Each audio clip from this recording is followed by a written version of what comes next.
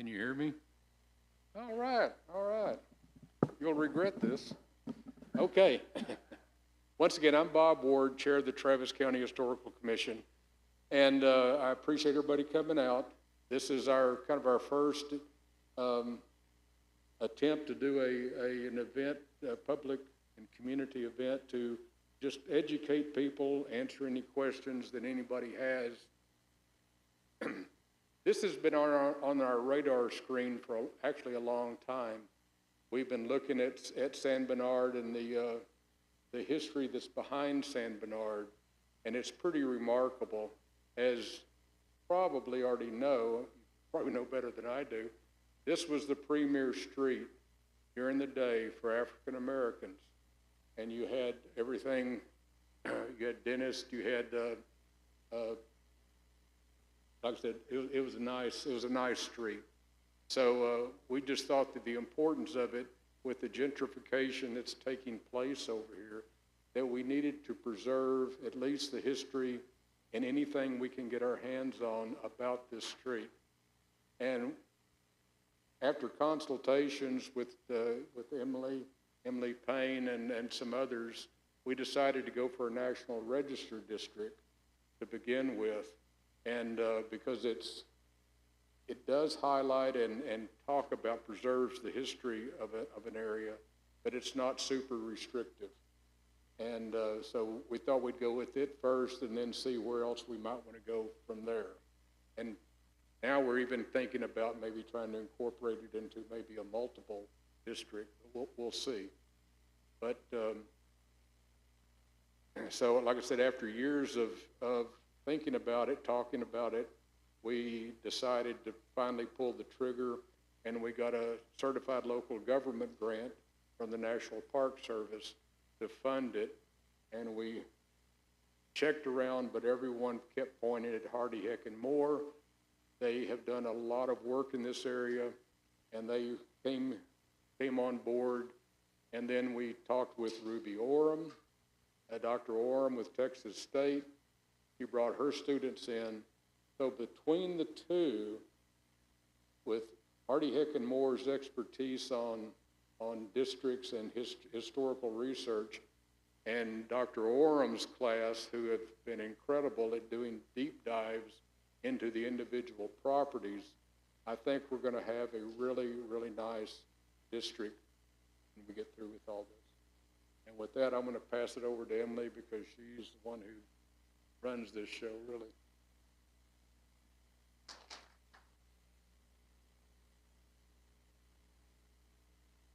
I have to give a shout out to Dr. Tara Dudley, her students too, because they've been doing a lot of work.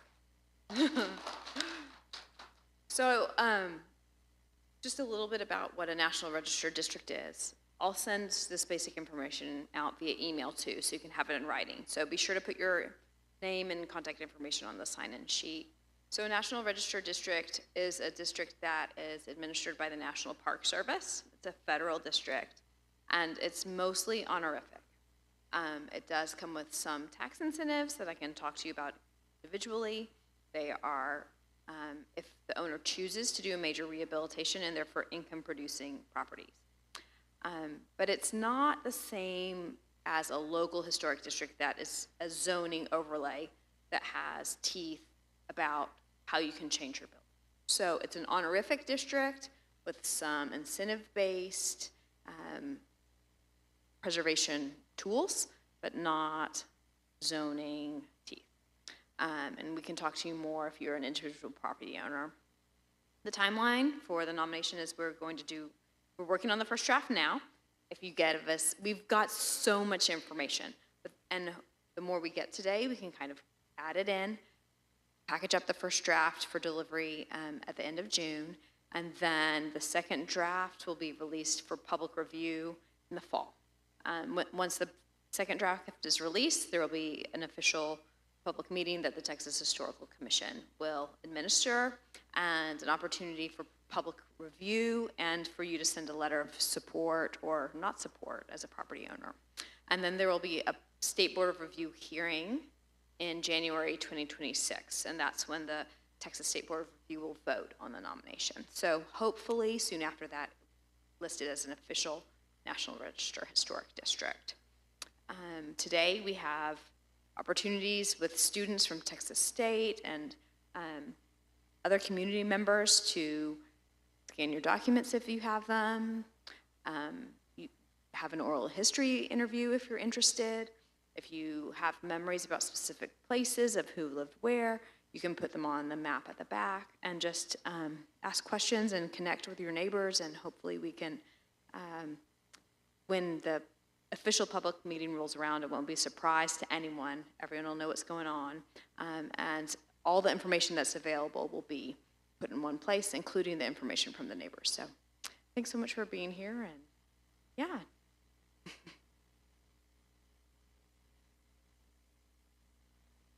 Sorry, I have to add one thing. I have to apologize to Dr. Dudley for, I killed that brain cell a couple of days ago, I think. So thank you.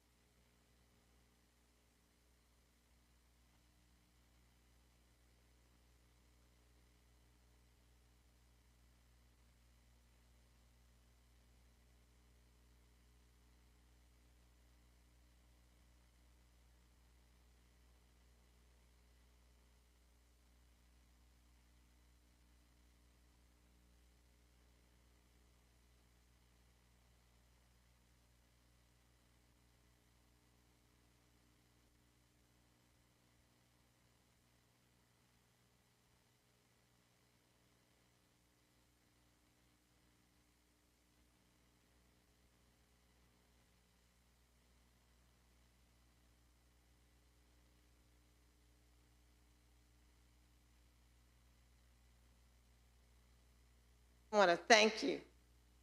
I want to thank you so very much for taking time in your afternoon on a Saturday to come and just learn a little bit about an area that I think is really important. I grew up on San Bernard. I started out on 12th Street, and in 1956, we moved from Dr. Mitchell's home on 12th to Dr. Mitchell's home on San Bernard. Dr. Mitchell was a dentist, along with about 3 other dentists and doctors on this street. I feel the street is important because of all of the many outstanding people who lived on this street from Rosewood to 13th Street. Not a long street, but lots of people. Mr. Marshall was the grand master of the Masons. He lived across the street in the brick home that you'll see as you go by. Dr. Roberts had the clinic across the street, and he was the first person in Austin to have a clinic for black people. So you didn't get to go to Brackenridge sometimes, and you could come to his clinic. I was a kid and thought it was a dentist's office. I didn't know. And so that was very surprising to me, that people had to come to a doctor's office rather than get to go to the hospital. We have so many notable people on this street, and King Tears Mortuary is right at the corner. We had 2 brothers who had stores in the community. There were 5 Starks brothers. You may have heard the name. And there was one at the corner of 12th Street and San Bernard, and one at the corner of 13th Street and San Bernard. So no one in our community, black, brown, green, pink, purple, nobody had to go out of the community to get groceries. And we were one of the few neighborhoods like that, even though the plan for 1928 supposedly divided the city. Nobody over here moved. The Swedes are still in Sweden, up the hill by the cemetery. Hispanics are still to the north and the south, and we're still here. So we all learned how to live together. I didn't know anything about a plan to move folks. I just knew we all lived together. We loved each other. We had a great time. So when people talk about race and color and things like that to me, my ears go deaf, because I grew up with people. It didn't matter what color, didn't matter how they spoke. We all loved each other, got along fine, had a wonderful time. So we were better prepared, I believe, when we moved to junior high school and high school, other sides of town. We had experiences that helped us handle some things that were difficult, would have been very difficult had we not had that opportunity. So I have a great affinity for this area, not just the street, but for the area, because I think things were done here a little bit differently. And I believe that it helped the children become real strong adults. I want to say a couple of things, and then I'll stop. First, I want to thank Bob Ward for taking the idea and running with it. He asked me about it. I told him. He immediately took off from her to this one, to this one, to this one. Let's do that. Let's get it named. Let's get it recognized. You're right. We need to do more. And I want to publicly thank you for that, how much I appreciate it. Because he didn't have to do that. It wasn't on our agenda or schedule to do any of this. All of the other persons that are here, Terry, and I know Dr. Dudley's back there somewhere, and Stephanie Lang, who works with us tirelessly, bless her heart. I've already met Dr. Oram. But all those persons have come together to make this happen. And we thank you for the money, because you're the one that's putting it up, and we appreciate that greatly. Let me say this. I lived 2 doors over from 56 to 2019 when my uncle passed. My family didn't want to stay there anymore because the neighborhood had begun to change in drastic ways, and I think that's probably true for most people in this room. New people had come in, and they made it very clear, don't bother me, don't talk to me, don't come over on my side. And that sounds real rude, but that's the way the community had become. So little by little, we saw people moving away. Changed the entire neighborhood. Now we have big fences, big wooden fences. Never had that because you needed to know your neighbor. They needed to know you. That's not true anymore. Neighbors next door to each other do not know each other. We also have more apartments. People come today, they're gone in a couple of weeks. I know that's happening all around the city, but to go back and think about how warm and loving and safe you felt during those times. And it wasn't because we were better people, it was because we believed in each other. Everybody was important. So I hope that when you leave here today, that you will take it back home with you and think about, how do we make our neighborhoods home again?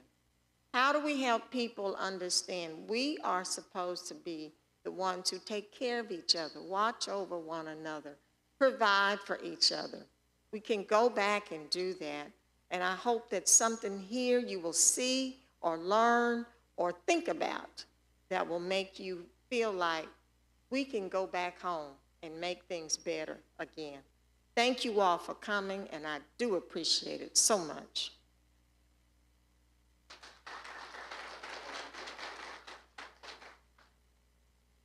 I'm not going to put anybody on the spot, but I want to give the opportunity to any of the students who want to say anything about their research. If you do, fine.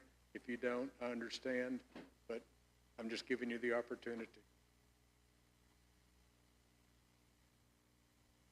Or Dr. Oram.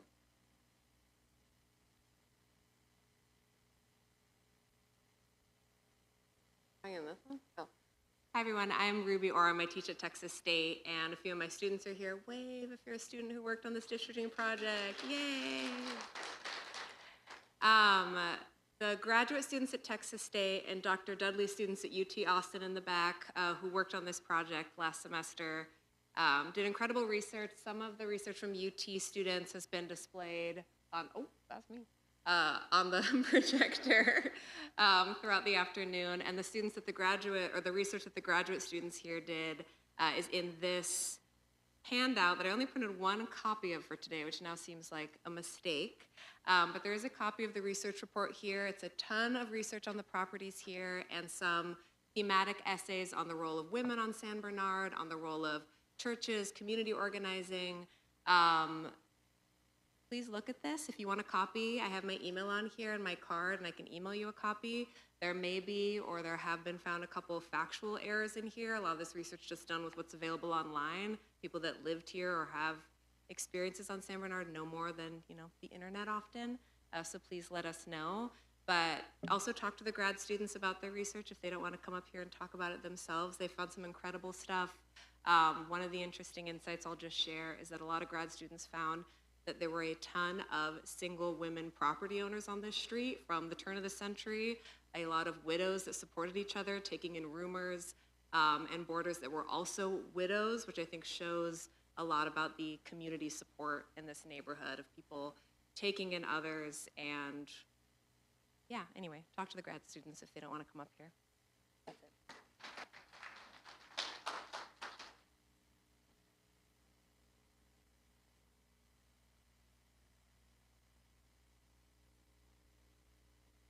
So I'm going to be very brief. I'm just going to plug my oral history. It's not really a booth. It's just kind of a setup right here in these first 4 pews. As Dr. Oram said, a lot of y'all know the history of San Bernard much better than we can research it. And oral histories provide just, I mean, a better understanding of from the community to tell y'all's history. So I encourage y'all to come over here to one of the students that'll be manning these oral histories. I encourage y'all to share y'all's stories about San Bernard, about East Austin in general, because those stories are important. All the oral histories recorded today will go to the Austin History Center to be preserved for, forever, hopefully. So yeah, please come see us. Thank you.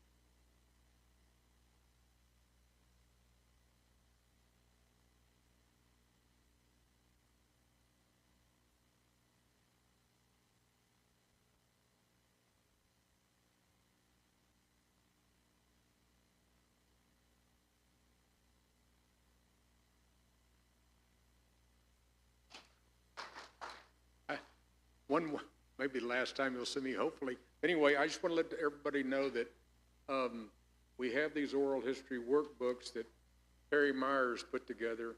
Harry is an incredible historian and oral historian, but she developed this on another project we were doing, and it kind of dawned on us that a lot of people don't know how to do oral histories.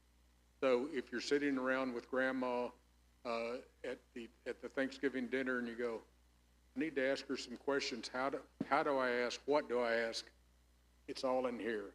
So it's a nice low tech, but very, very important one. And there are copies if you want one. Please take one.